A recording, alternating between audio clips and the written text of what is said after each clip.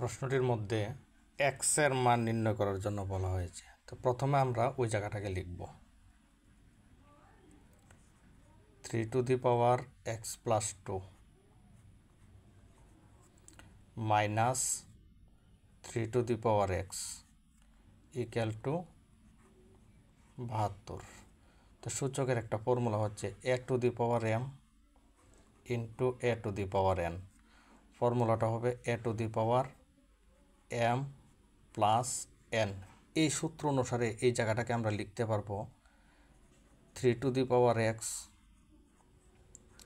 Into 3r² minus 3x equal to 72। তো এখান থেকে 3x কমন আসবে।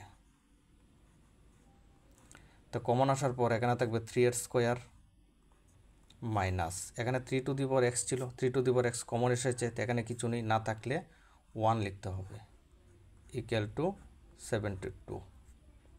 তো এখানে হবে 3x ইন্টু 3r² হবে 9, 9 থেকে যদি 1 মাইনাস করি তাহলে হবে 8 ইকুয়াল টু 72। তাহলে 3x ইকুয়াল টু, তো 3x এর সঙ্গে 8টা গুণ সম্পর্ক আছে, তো এটা নিচে আসবে ইকুয়াল টুর পরে যখন লিখব, আর উপরে হবে 72। তো এখন 8 দিয়ে 72কে যদি কাট করি তাহলে হবে 9, 8 নং 72। তো 3x ইকুয়াল টু, কাট করার পর এখানে 9 ছিল, তো 9কে আমরা লিখতে পারবো 3r²।